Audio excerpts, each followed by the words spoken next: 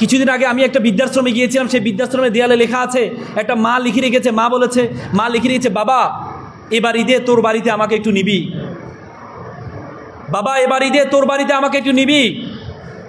একটি ভয়ঙ্কর ভাষা, ভয়ঙ্কর ল্যাঙ্গুয়েজ ব্যবহার করেছে। আজকে আমরা সভ্য হচ্ছি, কিন্তু আমাদের সমাজে বৃদ্ধাশ্রম বেড়ে যাচ্ছে শুধুমাত্র সন্তানকে আমরা নীতি নৈতিকতা শিক্ষা না দেওয়ার কারণে। আপনি কখনো দেখেছেন একজন মাদ্রাসার আলেম, একজন মসজিদের ইমাম, একজন মাদ্রাসার শিক্ষক তার মাকে বৃদ্ধাশ্রমে রেখে আসতে? আপনি কখনো দেখেছেন একটা পুরোহিত তার মাকে বৃদ্ধাশ্রমে রেখে আসতে? কিন্তু আমি থাউজেন্ড অফ স্টোরি আপনাদেরকে দেখাতে পারবো। বিসিএস ক্যাডার, আইপিএস ক্যাডার, সে তার মা বাবাকে বৃদ্ধাশ্রমে রেখে আসছে। ডাক্তার তার মা বাবাকে বৃদ্ধাশ্রমে রেখে আসছে। একজন বড় শিক্ষক, বিশ্ববিদ্যালয়ের শিক্ষক তার মা বাবাকে বৃদ্ধাশ্রমে রেখে আসছে। একটা কথা প্রচলন আছে, সন্তান তখন দুনিয়াবী শিক্ষায় শিক্ষিত হয়, তখন মা বাবা চিন্তা করে সন্তান কোন কথায় মাইন্ড করবে। আর সন্তান যখন দ্বীনি নৈতিকতা সম্পূর্ণ হয়, দ্বীনি শিক্ষায় দীক্ষিত হয়, তখন সন্তান চিন্তা করে মা বাবা কোন কথায় রাগ করবে।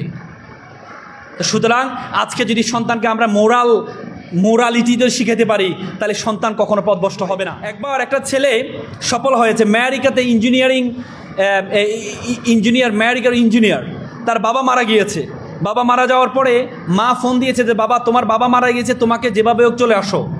সে কিছুক্ষণ পরে তার খালাকে ফোন দিয়ে বলল, মাকে বলো যে আমি আসতে পারবো না, আমি কিছু টাকা পয়সা পাঠাচ্ছি, তুমি এক কাজ করো, সুন্দর করে কি অনুষ্ঠানটা সুন্দর করে, মা বাবার যে শেষ দাফনের অনুষ্ঠানটা খুব সুন্দর করে করো। পরবর্তীতে মা ছেলেকে ফোন দিয়ে বলল যে বাবা তোকে কি এই জন্য বড় করেছি, তোকে কি এই জন্য মানুষ করেছি যে তুই তোর বাবার জন্য টাকা পাঠাবি, এটাই তোর শেষ? তখন ছেলে বলে, মা একটু ধৈর্য ধরো মা, আমার একটা প্রমোশন হয়েছে, আমাকে একটা অ্যাসাইনমেন্ট দিয়েছে, এই অ্যাসাইনমেন্টটা যদি আমি কালকের মধ্যে জমা না দিতে পারি তাহলে আমার প্রমোশনটা আটকে যাবে। তো সুতরাং আমি টাকা পয়সা পাঠাচ্ছি, হুজুর এনে সুন্দর করে বড় করে বাবার দাফন কাফনের ব্যবস্থা করে দোয়ার অনুষ্ঠান করো। তখন মা বলল, আমি কি এই সন্তানকে পেটে নিয়েছিলাম, এই সন্তানকে মানুষ করেছি?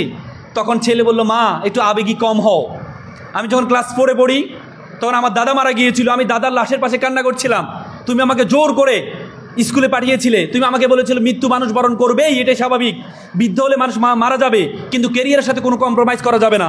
তুমি আমাকে ছোটোবেলা শিখিয়েছিলে ক্যারিয়ারের সাথে কোনো কম্প্রোমাইজ করা যাবে না, আমি সেটি শিখেছি। আমি এখনও মনে করি তোমার সে কথাটা আমার মাথায় এখনও গেঁথে আছে যে ক্যারিয়ারের সাথে কোনো কম্প্রোমাইজ করা যাবে না। তো সুতরাং আপনি আপনার সন্তানকে যেটি শিখাবেন সন্তান সেভাবে বড় হবে। এটিকে বলে লার্ন বিহেভিয়ার। একবার একটা ছেলে খুব ভালো আচরণ করে, স্কুলের শিক্ষকরা জিজ্ঞেস করলো তুমি এত ভালো আচরণ কিভাবে করো? তখন সে সন্তানটি বলল যে আমি ভালো আচরণ, আমার পরিবারের সকলেই এভাবে আচরণ করে। তার মানে শিশুরা শিখে লার্ন বিহেভিয়ার, আমাদের বিহেভ থেকে শিখে, আমরা কি করি, আমরা কি বলি, আমরা তাকে কিভাবে অ্যাপ্রোচ করি।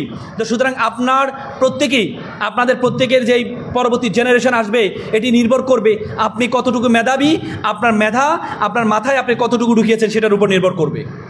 তার চেয়ে বড় কথা হচ্ছে আপনাদের আজকে you must mind it, this is the beginning, you must mind is the beginning, the very very beginning of your journey.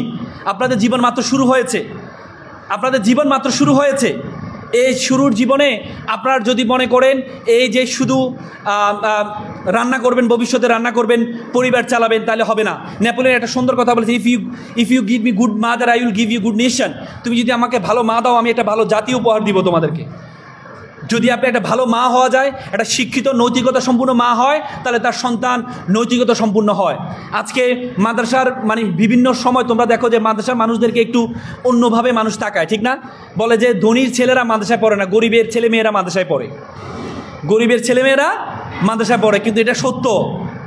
মাদ্রাসায় যেমন ধনীর চেয়ে গরিবের ছেলেমেয়েরা পড়ে, কিন্তু বৃদ্ধাশ্রমে গরিবের ছেলে থেকে ধনীর মা বাবারা বেশি থাকে। কথা সত্য কিনা? কারণ তার মানে এটাই প্রমাণিত হলো যে যারা মাদ্রাসায় পড়ে তারা কখনো তার মা বাবাকে বৃদ্ধাশ্রমে রেখে আসে না।